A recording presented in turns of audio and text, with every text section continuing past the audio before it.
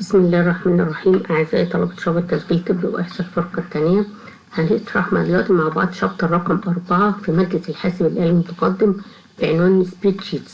هناخد الجزء الأول.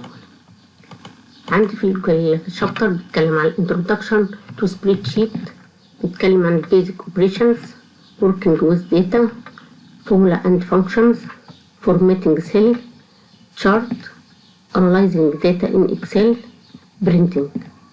هناخد أول حاجة الانترودكشن. بيقول لي an interactive computer application for organization analysis and storage of data in tabular form.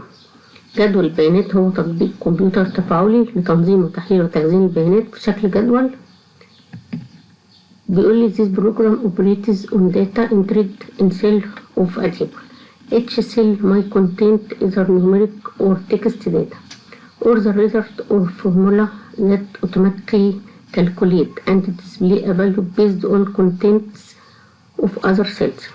يعمل برنامج على بيانات مدخلة في خلايا الجدول، تحتوي كل خلية على بيانات رقمية أو نصية، وقد تكون نتائج صيغة تقوم بحساب تلقائي وعرض قيمة تستند إلى محتوى الخلية. هناخد بعد كده البيزك اوبريشنز. أول حاجة open مايكروسوفت اكسل. To open Excel, click on the Start button and select Microsoft Excel. MS Excel screen display grid of rectangles like a paragraph paper. لفتح الإكسل انقر زر ابدأ وحدد مايكروسوفت إكسل، وتعرض شاشة مايكروسوفت إكسل شبكة من المستطيلات ومثل ورقة الرسم البياني. هنروح مع بعض دلوقتي زي ما قال كده. هنضغط على الستارت بوتون، هندور على المايكروسوفت اكسل، هنلاقيه قدامنا اهوت في جروب الاي. هكليك عليه هيفتح معايا برنامج مايكروسوفت اكسل. طبعا هياخد الوقت عشان احنا عندنا كامتازيا، فهنوقف كامتازيا لغايه كده. فتح معايا البرنامج مايكروسوفت اكسل. هكليك على بلانك بوك، هيفتح معايا ورقه الاكسل اللي هو قال عليها ان هي بتشبه الاشكال المستطيليه زي الرسم البياني بالظبط. نرجع تاني.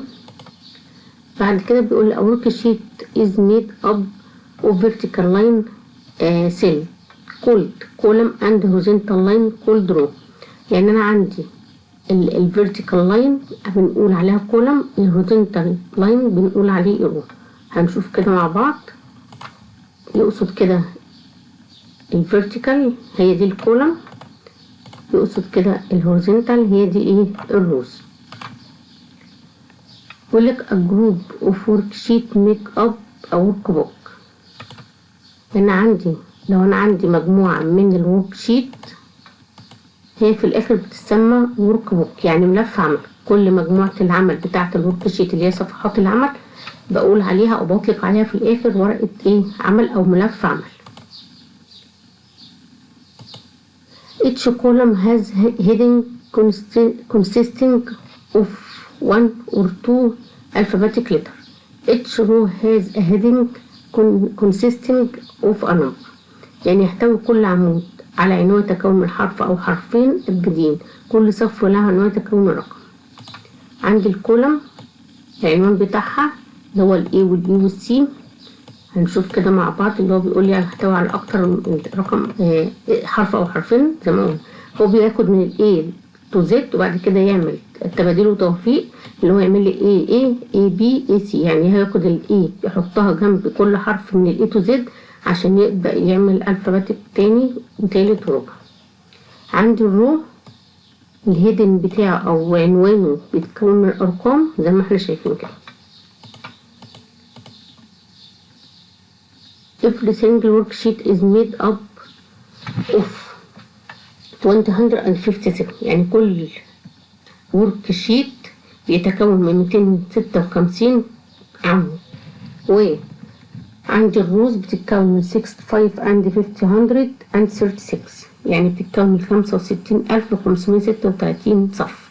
يعني الأعمدة من 256 والصفوف كام 65563. The intersection of each column and row in cell. يعني التقاطع بتاع الأعمدة مع الصفوف بتتقال عليها ايه؟ سيل.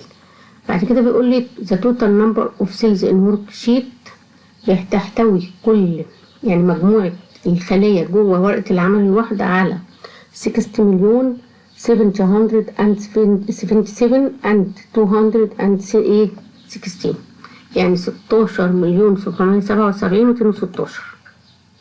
Each cell has a unique address known as its cell reference، يعني عند كل عنوان هو ايه؟ واحد من نوع. A cell reference constant of، أول حاجة الكولم احنا قلنا الهيدنج بتاعها ABC لما ايه؟ لنهاية. الرو هيدنج بتاعها 1 2 3 لما ننهي. example of cell reference include، هو هنا عشان يعرفني ان العنوان العمود alphabetic وعنوان الصف ارقام، علشان هو قال لي ان هي تقاطع الصف مع العمود بيديني اسم الخلية، فبيقول له ان الريفرنس سيل بتاعي او مرجعية الخلية بتاعتي اللي هو اسم العمود مع رقم الصف. يبقى اول خلية عندي بتقال عليها ايه؟ واحد، اللي هي اسم العمود مع رقم الصف. تاني خلية عندي او تاني شكل من الاشكال بيقول لي سي، اللي هو عمود السي مع صف 20. يعني انا لو واقفة في الحتة ديت هقول ان انا واقفة في الخلية تحت العمود سي وقدام العمود ايه؟ الصف 20. هنا واقفة قدام العمود الاي بي تحت العمود الاي بي قدام الصف الواحد ايه؟ و30. cell reference allow start with column heading and then ايه؟ row heading. يعني هو بيقول لك يعني عادة انا لما استقرأ او اقرأ اسم الخلية لازم ابتدي بعنوان العمود مع عنوان الصف. ما اقدرش اقول اسم الصف الاول بعد كده اسم العمود، لا لازم اقول اسم العمود مع رقم الصف. entering data، ازاي اقدر ادخل البيانات جوه الخلية او جوه ورقة العمل بتاعتي. بيقول لي ايه؟ cells and can hold 3 types of data، يعني تحتوي الخلية الواحدة على اكتر من نوع من البيانات ممكن ادخلها فيها، اللي هي التكست والنمبر والفورمولا. يعني ممكن ادخل ارقام او نصوص او اعمل معادلة جوه الخلية الواحدة. التكست بيقول entries or labels such as a name, address, text, number, combination such as birth date. بيقول لي هنا ان النصوص هي عبارة عن تسمية، مثل يعني ممكن اسمي الخلية اللي انا واقفة فيها يا اما اسم يا اما عنوان يا اما مجموعة من النصوص يا اما تواريخ الميلاد. numeric entries or numbers of which calculation can be performed such as salary أو الإتش. يعني الإدخالات الرقمية هي أرقام يمكن إجراء العمليات الحسابية عليها مثل الراتب والعمر وما إلى إيه ذلك. فورمولا بيقول are calculations involving 2 or more value and، يعني الصيغة هي حسابات تنطوي على قيمتين أو أكثر. to enter a numeric text or data in cell، يعني بيقول لي عشان أدخل الأرقام بتاعتي أو النصوص بتاعتي جوه الخلية أو البيانات، click the cell where the data will be entered. the selected cell will show thick border لإدخال رقم أو نص أو تاريخ في خلية. انقر فوق الخلية سيتم إدخال البيانات ستعرض الخلية إيه؟ بخط سميك. يعني أنا لو جيت هنا على فايل إكسل بتاعي زي ما احنا شايفين أنا وقفت جوه خلية ادى بوردر وهمي ليها بشكل مختلف عن باقي إيه الخلية. هو ده القصد بتاعه. After editing the cell, press enter key which selected the next blue cell automatically. بعد تحرير الخلية اضغط على enter سيحدد الخلية ايه تلقائيا. يعني انا لو جيت وقفت على الاكسل وكتبت مثلا نيم، هخرج من الخلية بانتر هلاقيه ساب الخلية وكتب فيها القيمة ونزل على الخلية اللي بعديها واداها ايه التحديد بتاعها. to move to another cell، يعني عشان اتحرك لخلية جديدة او انتقل ليها بيقول لي you can press the arrow keys on the keyboard. You can also click on any cell to make it a activity. يعني عشان انتقل من خلية إلى أخرى أضغط بالمفتاح الأسهم من على مفتاح المفتاح أو إن أنا بنقر بالماوس لأي خلية تانية. زي ما قلنا هو في الأول قال لي بعد ما أكتب هنزل إنتر، لا ممكن أنا أتحرك بالسهم مع الكيبورد يا إما وأنا هنا واقفة بالماوس أتحرك بيه. 3 بيقول لي selecting cells، يعني احدد اكتر من خلية. cells can be selected to apply formatting or change their properties. You can select them individual or in groups. The following shows as a to select. يعني بيقولك يمكن تحديد الخلية لتنسيق أو تغيير خصائص، ويمكن تحديدها بشكل فردي أو في مجموعات، ويوضح الخطوات التالية كيفية تحديد الخلية. يعني أنا هنا ممكن وأنا واقفة هنا أنا محددة خلية واحدة، عشان أحدد أكتر من خلية هيقول لي إجراءات معينة هتبعها. أول حاجة عندي بيقول لي select a single cell، يعني أحدد خلية واحدة. الستيب أو الخطوة بتاعتها إن أنا أعمل left click on it، يعني وأنا واقفة على خلية هنتقل بالسهم على الناحية التانية. بعد كده بنشوف الخطوة التانية، بيقول لي to select arrange as adjacent cells. الخطوة بيقول لي drag from the first cell to the last cell، يعني بمعنى ان انا هقف على الخلية بتاعتي وكليك بالماوس مشيلش صباعي وابدأ اشوف الرينج اللي انا عايزة احدده هحدده. يعني انا بقف على الخلية وكليك بالماوس ومشيلش الكليك بتاعي او اعمل لها افلات، وابدأ احدد مجموعة الخلية اللي انا عايزاها. or click on the first cell, hold shift key and click the last cell. يعني بمعنى ان انا هقف في اول خلية وادوس زي ما هو قال لي هنا على الشيفت كليك واضغط بالسهم بتاع الكيبورد شمال وتحت عشان احدد مجموعة من الخلايا. رقم 3 بيقول to select non-adjusting cells or range. hold control and click or drag، يعني ان انا ممكن برضو اعمل، لو انا بقى عايزة اعمل هنا احدد الخلية دي والخلية دي والخلية دي والخلية دي، يبقى انا حددت مجموعة من الخلايا بس مش يعني مش ورا بعضهم، مش متلازمين، لا مع متفرقين. يبقى وانا وقت بحدد عدد مجموعة من الخلايا بس مش متابعة، مش متسلسلة، متفرقة، هدوس بالكنترول وكليك بالماوس في اي مكان. انما لو انا عايزة احدد اكتر من خلية زي ما هو قال لي باستخدام الكيبورد مش ماوس، ادوس شيفت عشان ابدا احدد الرينج المتتالي. يبقى المتتالي شيفت وسهم بالكيبورد، المتباعد كنترول ماوس ودراج في اي مكان انا عايزاه.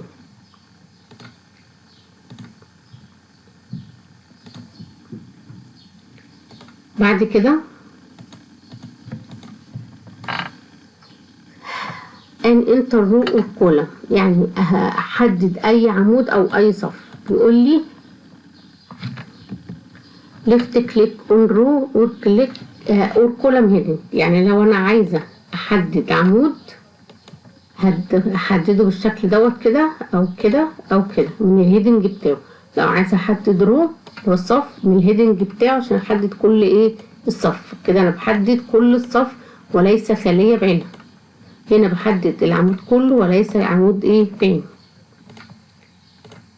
بعد كده بيقول لي all cells، يعني احدد كل الخلايا.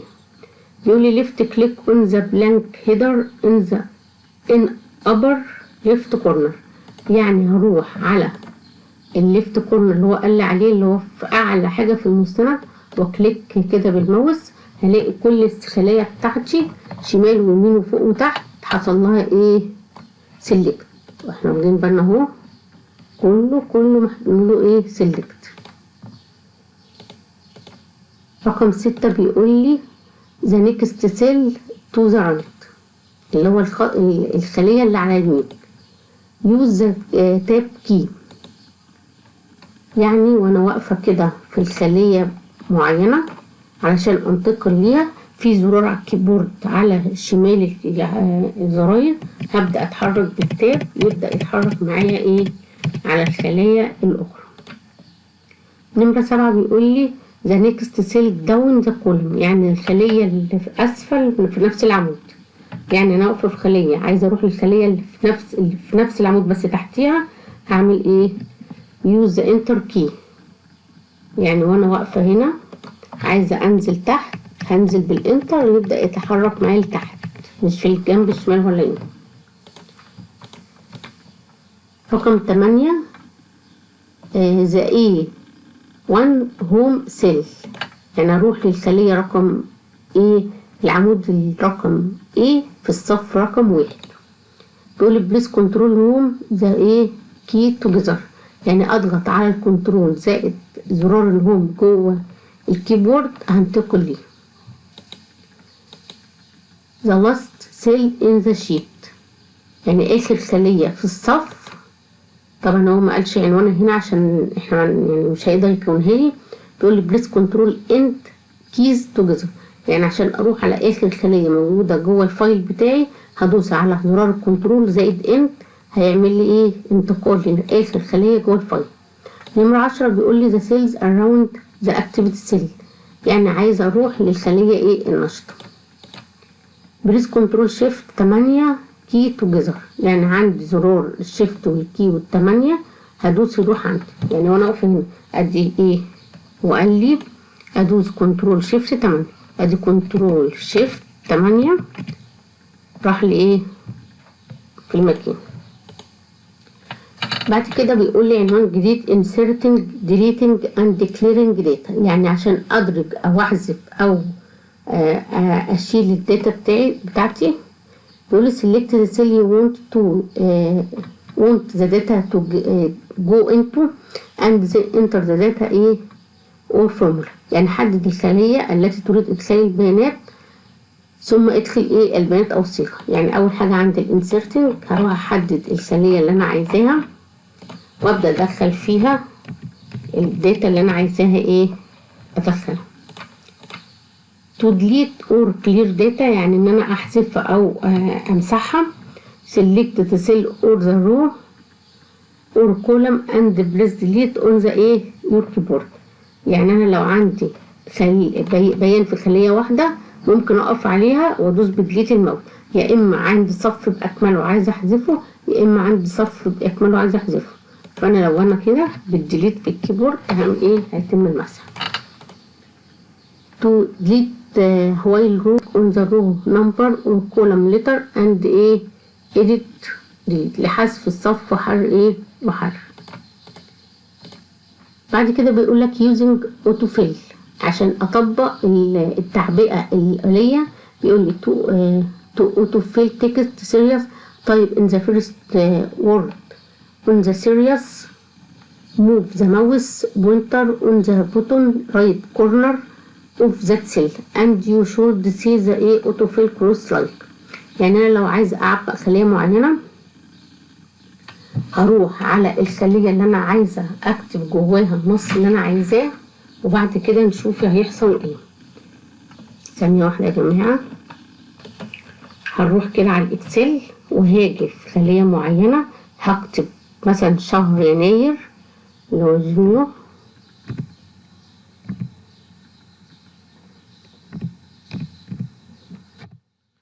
هاجي كده في الكورنر واسحب، هلاقي اتعمل عندي زي ما هو قال لي ان انا هروح في الكورنر بتاعي. نعمل اندو تاني بعد اذنكم. انا عندي هنا كتبت شهر يناير عشان اطبق باقي العمود بتاعي يناير فبراير لغايه ديسمبر، يا اما دبل كليك يا اما اشد كده بالماوس هينزل لي يناير فبراير مارس ابريل ماي يونيو لغايه ايه شهر ديسمبر. هو ده الاوتوفيل اللي بيقصده. click and drag the series down or across a property number cell، يعني انا ممكن بدل ما كنت عملته عمود ممكن اعمله ايه صف.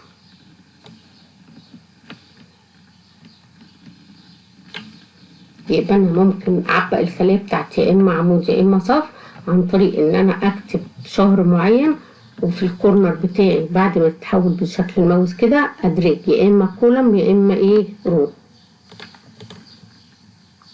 بيقول لي اور You can also use the feature to quick enter numeric data 1 2 3 لغاية 30 into adjusting cell. B بيقول to use auto fill numeric button enter the first two value and كذا. يعني أنا ممكن هروح على الخلية بتاعتي هكتب 1 2 3 وممكن أعمل كده. أول طريقة عندي قال لي هنجرب طريقة كده. شايفين كده ممكن أكليك يحصل إن أنا أعبأ الخلية عن طريق إن أنا أكتب 1 2 3 ويحصل التعبئة. بيقولي controlling your view of data عشان أقدر أغير يعني المشاهدة جوه الداتا بتاعتي. بيقولي له hit column which can be changed to allow info space for the data to fit in the cells. يمكن تغيير عرض أعمدة ارتفاع الصف للسماح بمساحة كافية لتناسب البيانات. Place the mouse pointer over the right border of the column or row heading to adjust. يعني أضع مؤشر الماوس فوق الحد الأيمن من العمود أو مكان الصف بالظبط. بمعنى لو أنا كده هنا يا جماعة شايفين احنا هنا نوفمبر، في بعض الكلمات مختفية من هي وسبتمبر، وهنا ديسمبر رايح على حتة تانية.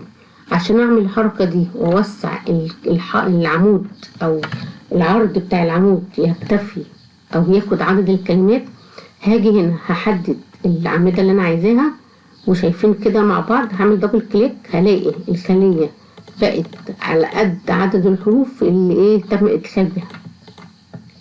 click the left button on mouse and then drag and releases the mouse button to complete adjustment. انقر فوق زر الأيسر الماوس ثم اسحب حرر. هعمل كده اندو تاني وهاجي هنا اشد بس بالماوس زي كده. بس واخدين بالنا هنا الفرق بين الخطوتين اللي احنا عملناهم. الخطوة الأولى ان هو خلى عرض العمود على قد عدد الحروف اللي موجودة جوه الخلية، انما الطريقة التانية انا معرفتش اظبط تكة الماوس فاداني حيز اكتر من اللازم. or to modify row heights or column width to specified value. Right click on the column or row header and which modify. Select column width or row header and يعني مثلا ان انا عندي هنا هعمل undo، هعمل right click هقول مثلا الكولم width، هيجي ديالوج بوكس انا هكتب فيه قيمة مثلا 10 بدل 8 هلاقيها العمد. هو دي الخطوة اللي هو بيقصد ان احنا نعملها.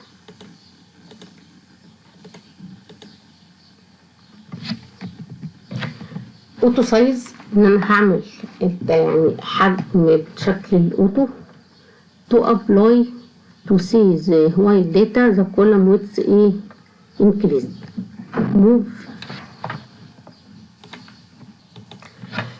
move to edge or of the header and place the mouse pointer between column on the line that spread online that separate the letter AB. You can well notice that the pointer becomes a black double row. If you double click on this row, the column will automatically size itself to fit the long set string of data in cells on this column. بعد كده بيتكلم على الفريز بين اللي هو تجميد الألواح. by freezing a certain row usually data header you make that row visible wherever you are going below in the document. هنا بيقصد في تجميد الألواح ان انا لو عندي الهيدر اللي احنا شايفينها دي كده مع مجموعة البيانات جوه الجدول جوه الرو، انا عايزة اقف في الخلية ديت اعمل تجميد الواح للصف مع تجميد الواح للعمود. هقف في الخلية اللي انا اقف فيها ديت، هروح على الفيو هلاقي حاجة اسمها فريز بينز. هختار اول حاجة، نخلي بالنا شايفين السلاش اللي جوه الخلية ديت، ان هو يعمل لي التجميد للصف مع تجميد للعمود. لو انا عملت كده شايفين هنزل هلاقي كل واخدين بالنا من الرو هيدر، هلاقي الرو هيدر بتختلف. يعني هو بيجمد لي الصف الاولاني مع العمود الاولاني عشان يقدر يعرض البيانات. ولو احنا عملنا نفس الشيء جوه الاعمده هلاقي ان انا بتحرك مع تثبيت العمود. يبقى انا ثبت الصف، ثبت العمود، بحيث ان انا لما انزل لاسفل هيبدأ الصف بتاعي موجود زي ما هو. طب لو هنتقل لمكان تاني يعني على طريق الصفوف فوق الأعمدة هلاقي نفس الشيء. بيقول لي then go to window freeze pane not that you can freeze column. يعني اروح على الشاشة واروح على الفريز بين واعمل زي ما احنا عملنا بالظبط. يبقى انا عشان اعمل تجميد للصف مع العمود بقف في الخلية الاولى اللي هي تحت الصف رقم العمود رقم 2 والخلية في العمود الصف رقم 2 هبدأ اعمل فريز بين. بعد كده ريليفر فورمولا اللي هو عندي كاشف المعادلات.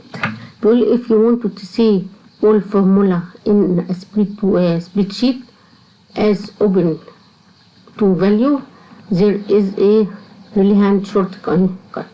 يعني انا لو عندي معادلة هقول مثلا انا عايزة اجمع الخلية اللي هي هنقول A6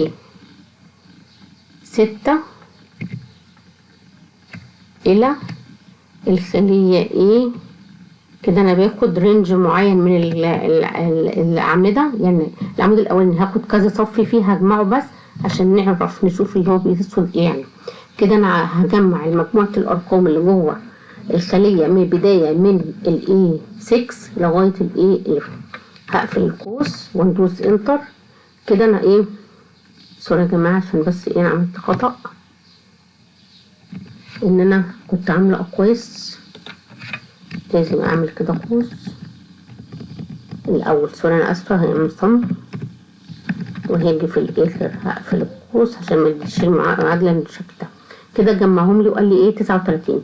طب انا عايزة اشوف المعادلة دي شكلها ايه الحدود بتاعتها، هي جمع ولا طرح ولا لو انا وقفت هنا هيجي لي هنا في الفورمولا بار الصيغة. انما طب انا عايزة اظهرها جوه الشيت تفضل ثابتة. عندي خطوة ان انا هدوس على زرار كنترول مع عارفين كده على اقصى الشمال من فوق تحت الاسكيب في زرار عليه 3 حاجات اللي هي الزال هدوس بس عليها اللي هي علامة التنوين. كده ظهر لي المعادلة، ما ظهرليش القيمة بتاعت المعادلة. يبقى انا لو عايزة اظهر كل المعادلات الموجودة عندي في الفايل عشان ابدأ اشوف على طريقة الجمع بتاعتها او الطرح او الضرب هدوس على كنترول زائد حرف الزال هيجي لي شكل المعادلة مش القيمة بتاعت المعادلة. فبيقول له سمبل بريس كنترول زائد العلامة ديت اللي موجودة مع الحرف الزال تو ريتيرن ذا فيو ديسبلاينج فاليوز بريزم يعني عشان اظهرها هدوس على كنترول زائد حرف الزال. عشان ارجعها قيمة مش معادلة تاني نفس الخطوة هدوس كنترول زائد حرف الزال هرجعها قيمة وليست معادلة. بعد كده بيقول لي working with row and column ازاي اشتغل على العمود او الصف. بيقول لي to insert a new row right click into a row blue where you watch to place the new row and select insert.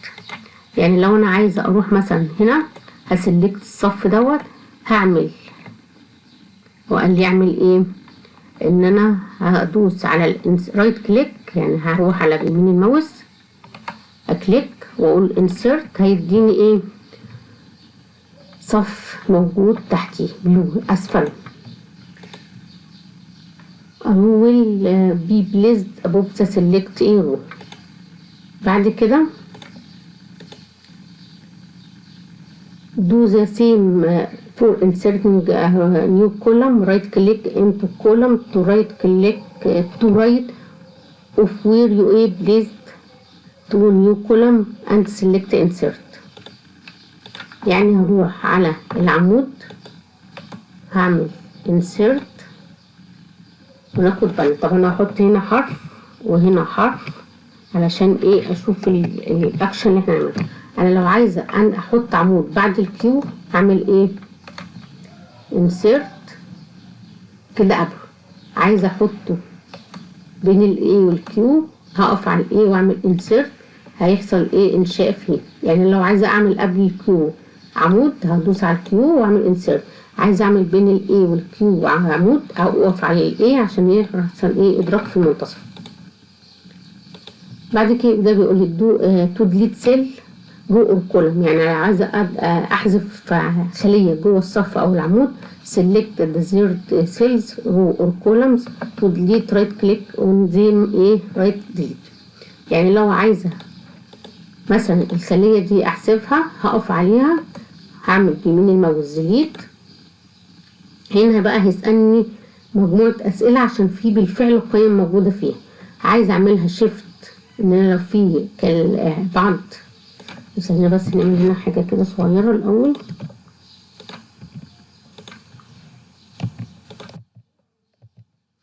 هنا هقف هنا تاني وهعمل ديليت. هيقول لي انت عايزه تعملي ايه؟ هعمل شيفت سيل، شيفت سيل ليفت ولا شيفت سيل اب ولا شيفت انتر رو الصف كله. طب لو انا عملت له انتر شيفت سيل هدوس اوكي، هلاقي القيمه اللي كانت على شمالها اتحذفت، القيمه اللي كانت في الخليه والقيمه اللي كانت في شمالها جت فيها. يبقى انا كده عملت ايه؟ حذفت المحتوى الخليه وجبت المحتوى الخليه اللي بعديها فيها. نعمل كنترول ان زد. طب لو انا عملت ديليت تاني وقلت له اب،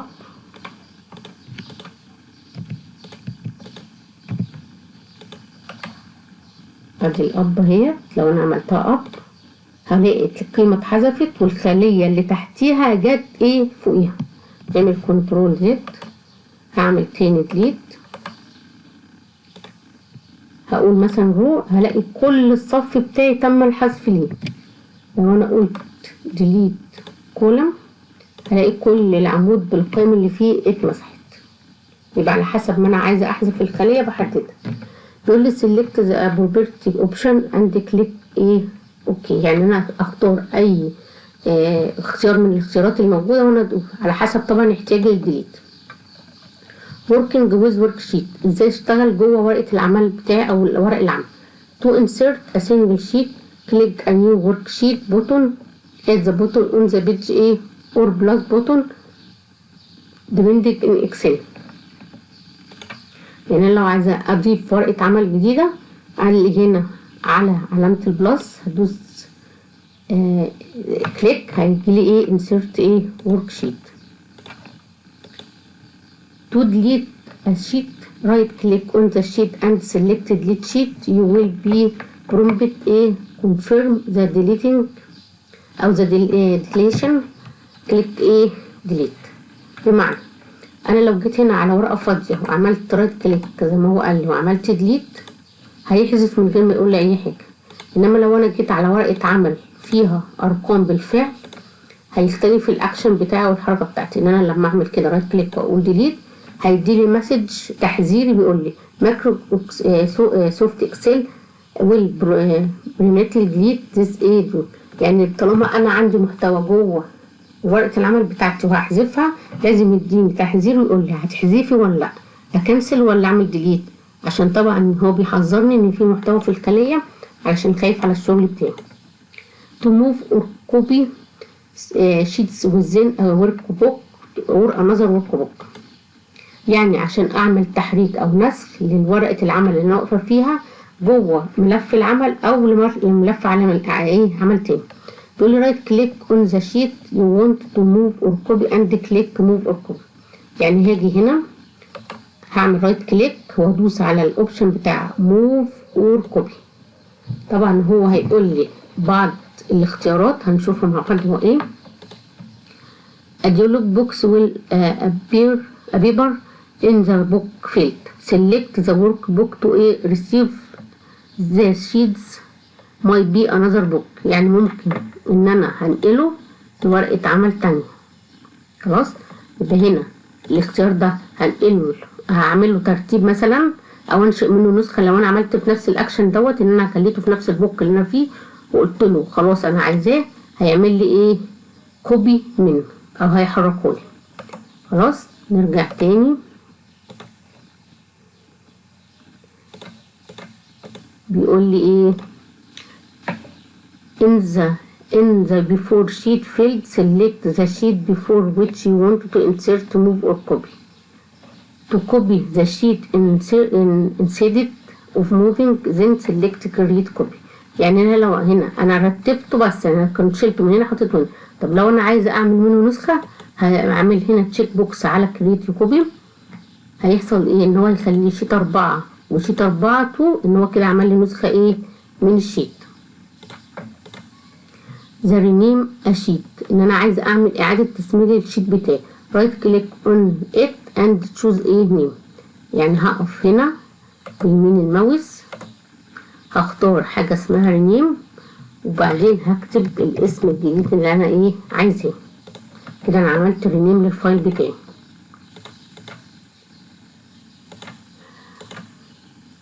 كده احنا دخلنا في حاجه اسمها فورماتنج سيل.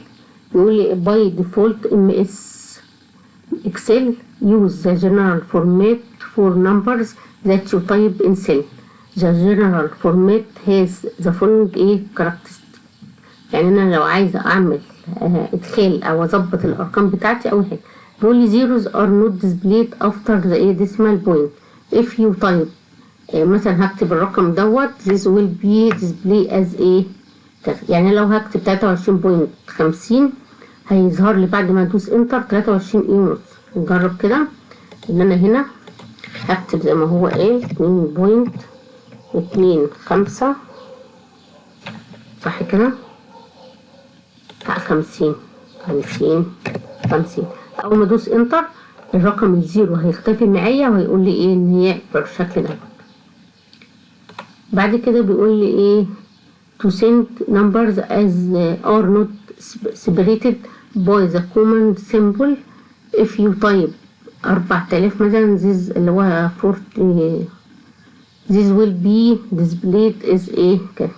يعني انا مش هحط كوما للالفات، مثلا هو عايز ان انا احط 4 كوما 1 2 3 4 ودوست انتر هو اللي هيشيل ايه حسب الفورماتنج بتاعنا. طبعا several number formatted feature are available on the number section on home tab. طبعا هو بيقول لي ان انا اقدر اتحكم في شكل الارقام من فين؟ من السكشن بتاعي في ايه انه number section on home tab. they are bear defined formatted decimal number currency counting date time are a fraction. There are also option button to change the currency and the number of digital displayed after the decimal point increase decimal a point. يعني انا ممكن هنا وانا واقفه على الرقم مثلا هنكتبه نقف في شيت جديد بعد اذنكم هكتب كده ايه 10,000. هنا ال10,000 انا عايزه اتحكم في شكلهم ان انا مثلا احط ان هو يبقى 10,000 هعمل كومه بس كده اهو راح مديني ايه الرقم ده كان 100,000 يا جدعان مش 10,000. نعمل كده هقف تاني هنا واحط الكومه هو اوتوماتيك هيقول لي ان هو ايه الرقم 10,000.00 يعني 10,000 ايه مفهومش رقم 10 هو ده مقصود الكلمة. ممكن اعمل حاجة تانية خلينا كده مع بعض. ممكن اعمل اندو. انا عايزة احط ال10,000 ديت يا اما بالدولار يا اما بالجنيه المصري يا اما باليورو يا اما بالشاينا يا اما ايه. اول ما ادوس على الانجليش يونايتد ستيت هيحط لي علامة الدولار ايه جنبي. لو انا عايزاه بالجنيه المصري احط الايه هي ديت هيبقى ايه بالجنيه المصري. بعد كده بيقول لي ايه increases the number of digital to right of decimal point by 1. يعني لو عايزة اظهر ان الرقم العشري بعد بوينت هو ايه رقم 1. هاجي هنا في الحتة ديت هخش في المكان دوت نوقف كامتيزيا. هاجي هنا في النمبر هقول له انا عايزه اسم البليس هخليه ايه 1 رقم 1. هنا هيلاقيه رقم 1. بعد كده بيقول the decrease decimal button decrease the number of digital to write on the decimal point by 1. عملناها. Based number formatting there are features formatting option for other data types change font and size content alignment. All these options can be changed through format cell dialog. يعني انا لو عايزه اغير من الفورمات بتاع النمبر وفي نفس الوقت اتحكم في نوع الخط والحجم بتاعه والاتجاه بتاعه، بيقول لي اخش عشان اعمل كل ده اللي هي دي السايز والمحتوى اتجاه الكتابه بتاعتي يمين ولا شمال. هخش على كل ايه في الديالوج بوكس حاجه اسمها فورمات سيل. To open this dialog box select the cell that their formatting should be changed. Right click on the select format cell. يعني اول حاجه هروح احدد مجموعه الخلايا اللي انا عايزه اشتغل عليها، دي اول حاجه، واعمل يمين ماوس وانا واقفه عليهم. هختار حاجه اسمها فورمات سيل. هبدا ان انا اتحكم في النوع الارقام بتاعتهم ان هي نمبر ولا كرنت اللي هي العملات ولا الاماونت ولا سوري انا اسفه انا ببص بالماوس دبل كليك، ولا ديت ولا تايم ولا برسنتج ولا فانكشن، اي حاجه من اللي انا عايزاه. وفي نفس الوقت اتحكم في نوع الخط والسايز بتاعه والفورمات بتاعه، ونفس الحاجه الالاينمنت بتاعه ان انا عايزاه سنتر، عايزاه سنتر برضو، عايزاه راب تكست، عايزاه اي حاجه، وابدا ان انا اعمل ايه. اوكي شايفه كنت عامله ايه اللي هو اللي بتاعي. وهنا بيديك شكل الفورمات سيل بكل الايه الفيتشرز بتاعتها او كل الاوبشنز بتاعتها. هنشتغل دلوقتي working with data. نشتغل زي مع البيانات. اول حاجه بيقول لي sorting data، ازاي اعمل ايه ترتيب البيانات بتاعتي. sorting data is simply a way of automatically recording row on the spreadsheet to put them in more useful order. يعني السورتنج داتا دوت هو حاجه بتحصل تلقائي لترتيب البيانات جوه الجدول. For instance, you might sort an address book alphabetic by last name or last item. Would you like to buy from expansion last expense. يعني ممكن ارتب الحاجه بتاعتي اما بالترتيب تصاعدي يا اما ترتيب تنازلي على حسب الاكسبنسيف او الاشياء اللي انا عايزها.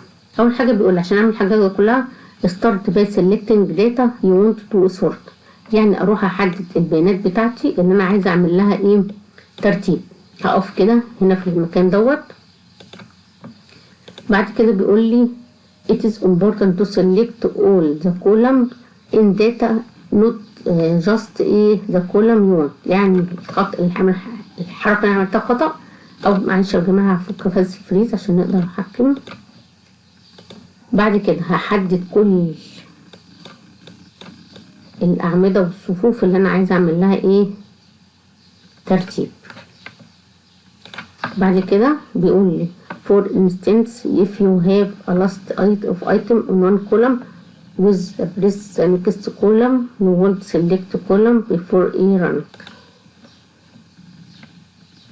كده بعد بيقول لي بقى after selecting data click the sort button in data tag. يعني بعد ما انا حددت كل حاجه اللي انا عايزاها هروح على الداتا، هلاقي بوتون عندي اسمه سورت. هقف هنا هيديني ديالوج بوكس بيقول لي انا عايزه اعمل سورت لشهر يناير ولا فبراير ولا هنقول له مثلا يناير. عايزه السورت بتاعي بفاليو بالقيمه اللي داخله ولا اللون ولا الفونت كولر ولا كونديشن فورماتنج. طبعا هخليها الفاليو. طب انا عايزاها اللي هو من القديم اللي هو اوردر تو نيو ويست ولا اوردر اولدست. طبعا انا عايزاها من الحديث. طب نخليها كده من القديم وهعمل اوكي، هلاقي طلع لي ايه زي ما احنا شايفين.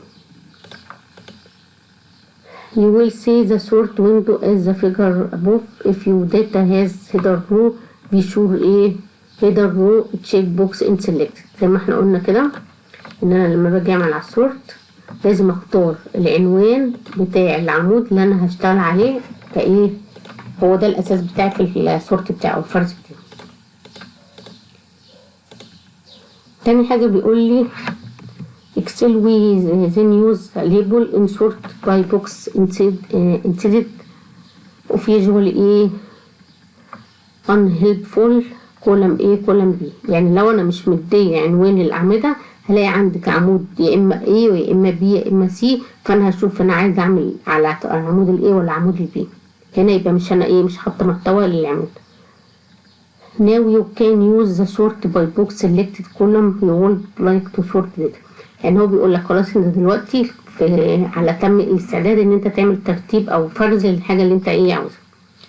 The two then box selected column then، يعني انا ممكن اعمل هنا اللي يقصده ان انا اعمل ترتيب على اكتر من عمود، ان انا هنا عندي نوع واحد من الفرز بتاعي او السورت بتاعي اللي هو الترتيب، لا ممكن اعمل ليفل تاني واقول له ساعتها على الفبراير، وساعتها كده هو حتى هنا عملها لي اختيار اوتوماتيك من ال A to Z. خلاص يعني ممكن اعمل على شرطين مش شرط واحد. you can add more sorting. خلاص هي بعد كده بيقول لي filtering data، ازاي ان انا اعمل ايه فلتر للداتا بتاعتي، ان انا احدد او اعمل تحديد لقيمة معينة. another way to organize data is to filter it. A filter only display data that meet certain character such as record of certain ID. يعني مثلا لو انا عندي داتا، استاذنكم بس هروح هوقف بس الكامتيزيا عشان افتح ايه فايل جديد. هنا عندي جدول فيه مجموعة اختيارات، فانا عايزة اطبق الفلتر زي ما هو قال لي ان انا عايزة احدد نوع معين من الفلتر، وليكن ان انا عايزة اول حاجة طبعا هنشوف الطريقة بتاعته. بيقول لي رقم واحد to do this go to data filter، يعني اروح على الداتا اروح على الفلتر اروح على auto filter drop down او will ايه appear in the header cell each column with ايه كده. هروح على الداتا هروح على الفلتر هلاقي كل الكولمز بتاعتي اتحط لها دروب داون عشان اشوف انا عايزه اعمل ايه. انا هعمل هنا على الجندر ان انا عايزه اجيب كل البيانات اللي تحت او اللي بعنوانها ايه في ميل اللي هي الخاصه بالسيدات، كده اخفي كل الميل اللي هو الرجاله الموجوده عندي. طب لو عايزه اعمل العكس احدد الام مش الاف، هلاقي ايه دي مجموعه البيانات الخاصه. هو ده الفلترنج اللي بيقصد بيه. click on the row and select the character that you would like to use filter. زي ما احنا عملنا كده انا وقفت عند الدروب داون واخترت الكاركتيريا اللي انا عايزاها وعملت ايه فلترنج ليها. 3 the worksheet will now display only this record from ايه the day. يعني هو دلوقتي عرض لي مجموعة الريكورد او الصفوف الخاصة بالايه فلتر اللي انا عملته. You can also use auto filter tool to display a top button 10 number and a in column. Only record with blank space the column record have. يعني مثلا ممكن ان انا يقول لي هنا اعمل ايه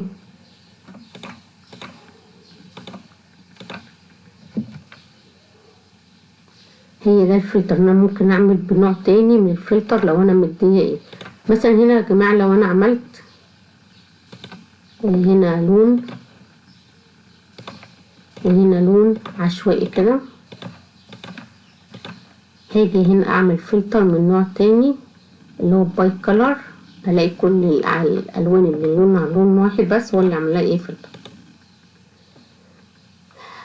خلاص كده انتهينا من الجزء الاول، نلتقي ان شاء الله في الجزء الثاني وشكرا لكم.